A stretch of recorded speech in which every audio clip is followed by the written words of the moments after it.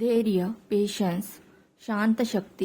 बुद्धांनी सांगितलं, धैर्य ही सर्वोच्च तपस्या आहे. धैर्य का आवश्यक आहे? जीवनात सर्व काही आपल्या वेळेनुसार होत नाही. यश उशिरा मिळतं, नाती वेळ घेतात, बदल हळूहळू होतो. अधीरता दुःख निर्माण करते. अधीर मनाची समस्या, लगेच परिणाम हवा. थोडी अडचण आली की निराशा, सततची चिडचिड हे मनाला अस्थिर बनवतं. धैर्य म्हणजे कमकुवतपणा नाही. धैर्य म्हणजे शांत राहण्याची ताकद, योग्य वेळेची वाट पाहणं, परिस्थिती स्वीकारणं हीच अंतशक्ती आहे.